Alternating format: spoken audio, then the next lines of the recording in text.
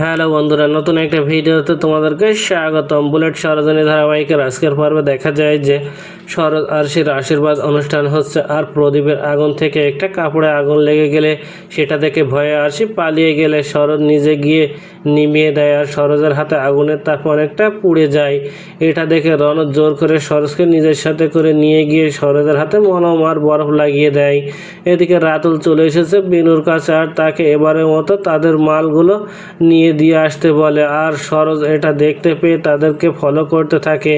এদিকে বিনুরা চলে এসেছে তাদের আস্তানায়, আর সরোজও চলে এসেছে আর বাড়িতে অনুষ্ঠানের বাকি অংশ সেরে ফেলে। এদিকে সরোজ নিজের ফোন সে সবগুলো ভিডিও করে রাখে যাতে করে সব প্রমাণগুলো পেয়ে যায়। এদিকে রন ও ব্যাচেলার পার্টিতে অর্ণবকে আসতে বলে নিজে বের হয়েছে, আর সরোজ ভিডিও করতে গিয়ে দেখে ফেললে পালাতে থাকে, আর পিছনের সব গুন্ডাগুলো আসতে থাকে। আর সরোজ তখন পড়ে যায় রনর সামনে, আর রনকে বলে বাঁচাতে। এদিকে গুন্ডাগুলো সরোজকে ধরতে প্রায় চলে এসেছে। ওদিকে বিনু তখন রাস্তা দেখতে গেছে, আর বিনু তাদের সাথে নেই। রন গাড়ি থেকে নেমে সব গুন্ডাগুলোকে মেরে ওখান থেকে ভাগিয়ে দেয়, আর একজনকে ধরে মারতে থাকে আর বলে, বল তোদেরকে কে পাঠিয়েছে।